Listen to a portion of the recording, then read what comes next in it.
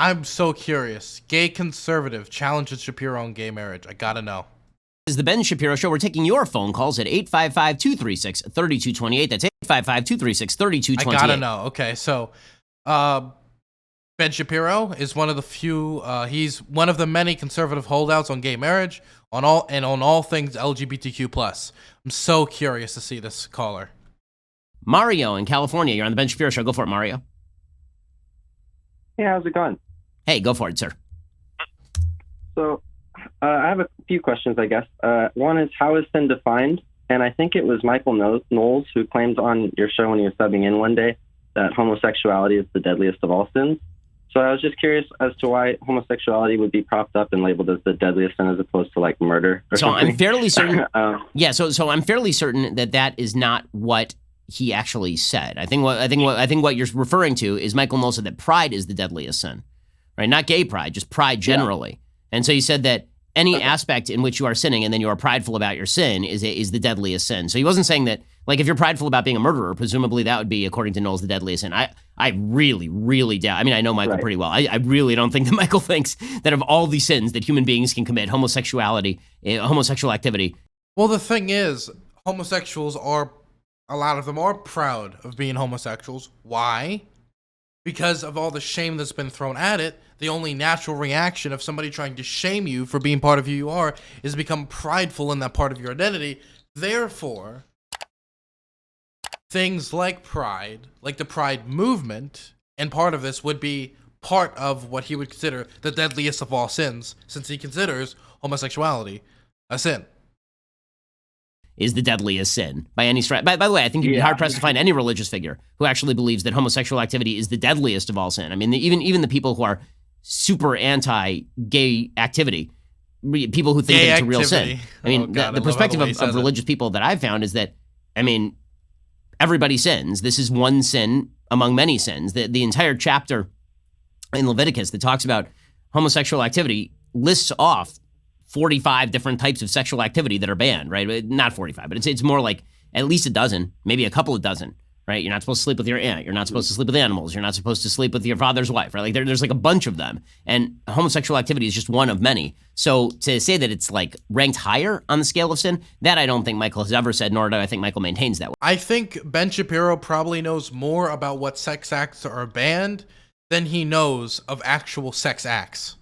What he has said is that if you are running around shouting about how you are proud that you are committing what is a biblical sin, then that would be a weird thing to do no matter what the biblical sin is. So I just want to be fair to Michael, who, I mean, let's be real about this. Michael's the worst, but I don't think that Michael actually said that, Mario. Okay. So is it because of that pride that you think that there's a particular resentment for homosexuality in religious groups? And what can people like me who, like, I'm a gay conservative, so, like, what can people like me do who maybe don't prescribe to a lot of the different things that come along with, you know, the LGBT community, the hookup culture, the drugs, and the over-sexualizing? First of all, I'm not sure that anybody should be particularly proud of the sex that they are having. By the way, hookup culture is going to be a problem in a community that is sexually repressed. That just happens. A great example of that would probably be a great example of, like, sexual, like, I don't want to call it sexual outbursts, but I don't know what else to call it, would be the sexual repression in the Catholic Church probably leads to a spike in its less favorable sexual activity is the best way I can put it. When you suppress a community sexually, that's how it's going to act. When they have to go into hiding, that is how they're going to act. And when it comes to drugs, is there any data on higher drug use in the gay community? And again, I think a lot of that would be caused by the conditions that homosexual people are put under, on the LGBT community would be put under, due to how they have been shamed, due to how they have been targeted legally, whether that be with California in the times of Harvey Milk, whether that be their adoption rights, whether that be how certain charities will not service homosexuals. Or maybe it could be due to the fact that many are kicked out of their homes at an early age, putting them into a cycle of homelessness at higher rates. It could be any of these things. It's a general rule, right? Like, so it's one part of your life, right? I mean, it's just as my sexual relationship with my wife is one part of my life. Some people consider that sinful. Some people consider that not sinful. Frankly, I'm not sure why you should care what I have to say about it, right? I mean, like if I may not like your perspective, you may not like mine, as long as I mean, the thing is, why would I care what a commentator with a large following says about my sexual orientation? Because it has an impact on my life, whether I like it or not. It can have an impact on of whether people will vote in favor or vote against policies that will give me access to health care, vote in favor or against whether my taxpayer dollars will go to adoption centers that will not service me, which is ridiculous. The fact that me as a homosexual had to go in front of my city council and argue for us to sign on to a lawsuit to make it so that my taxpayer dollars, my money that I give the government, doesn't go to adoption centers that won't give me access, that won't service me. Why should my money go to buildings and governments or anything period, that would not service me for me being who I am? It makes no sense. So whether you like it or not, your rhetoric can have impact on other people's lives. Another example of that, I mean, this is an exaggerated example, but the cockroaches, and I believe this was the Rwanda genocide, how the commentator and escalation of rhetoric when it comes to the minority groups in that nation led in large part to the massacres that played out when it came to the Hutu and Tutsis. Or you can see how the escalations in rhetoric can lead to higher rates of terrorism.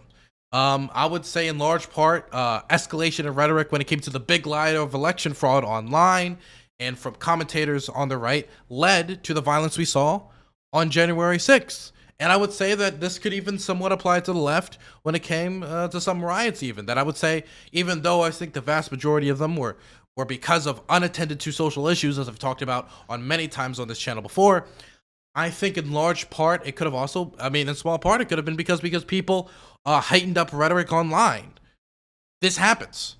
So what you say about a group I'm a part of can't have an impact on my life, whether directly or indirectly.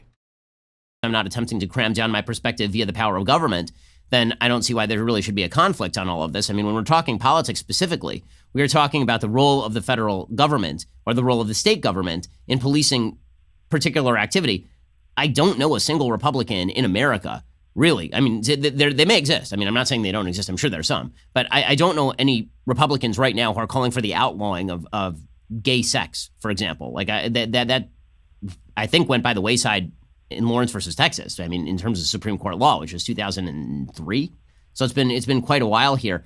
So as far, I mean, the thing is, outlawing gay sex, of course, is the pinnacle of all homophobic legislation of what you could achieve.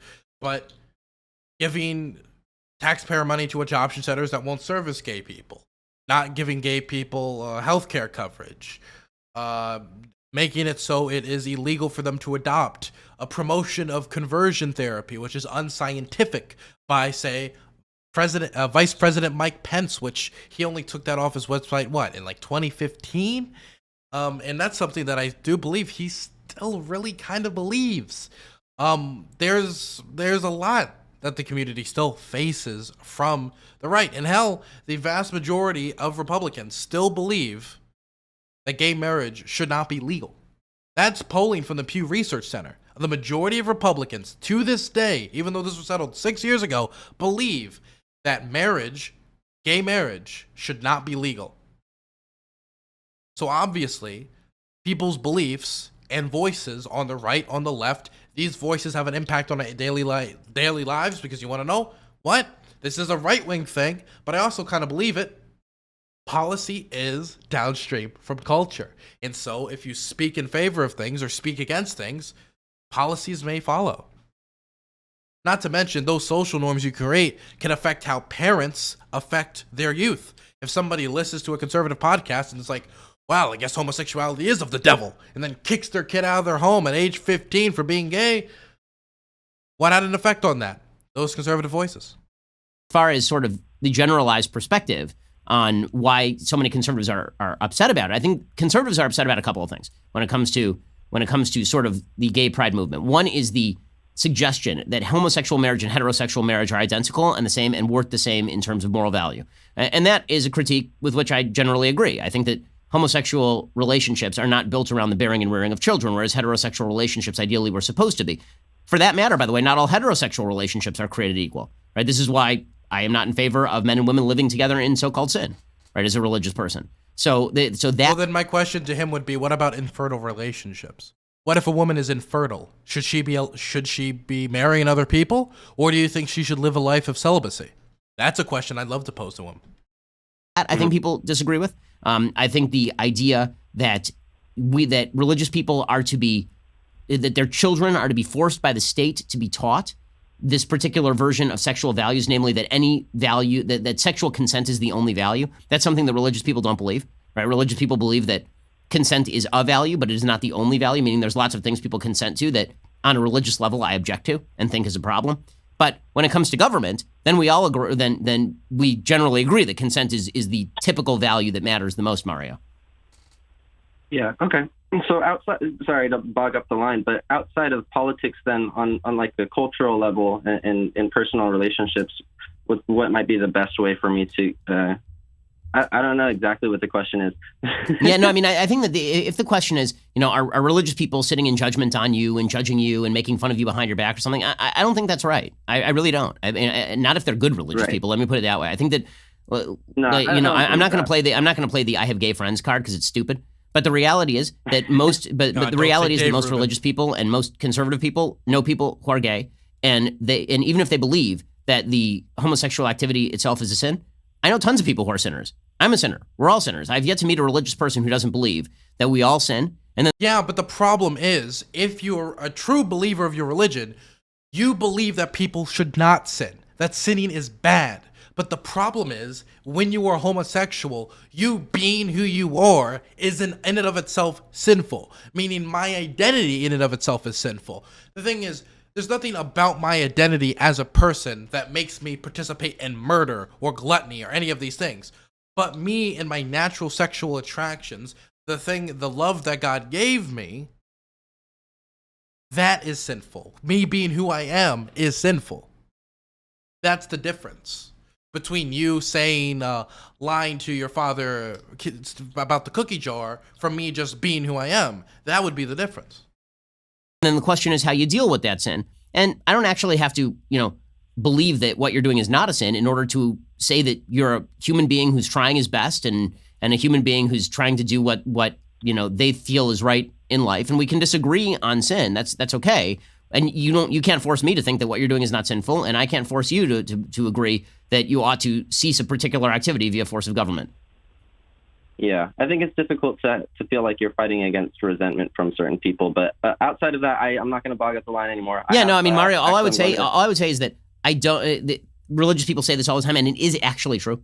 Religious people resent sin; they do not resent the sinner, and if they resent the sinner and not the sin, then they're not being religious. They're actually violating. But the problem is, I am a homosexual. I am that, right? That is part of who I am. And for me to lead a happy and healthy life, I want to have a significant other. Every human being desires and pursues relationships, desires and pursues affection. It is unnatural to dedicate myself to a life of celibacy just so I don't go into the natural temptations given to me at my birth. A temptation when in this case that everybody else is following through on. The only difference is the person that I'm pursuing is a man. Speaking of that, by the way, had a lovely date yesterday at a local pizzeria. It was absolutely splendid, and I can't wait to follow up on it. Just a personal update for stream.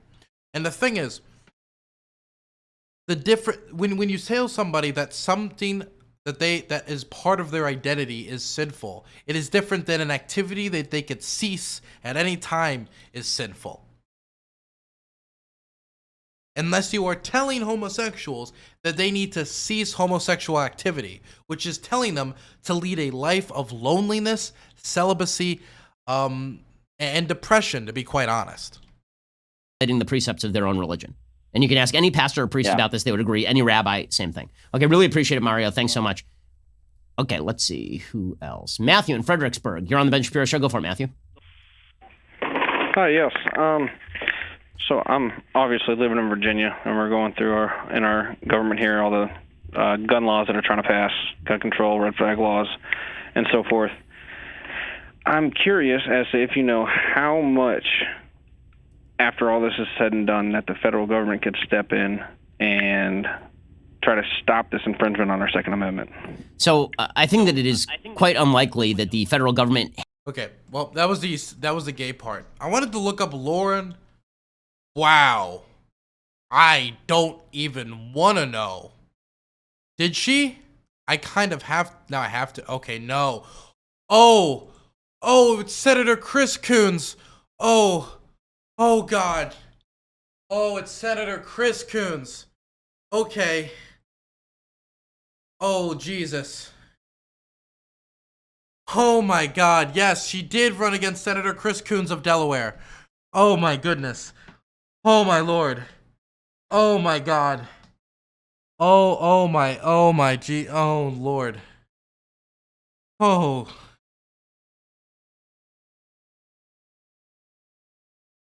Oh. Yeah, I really dodged a ballot there. Oh. My goodness.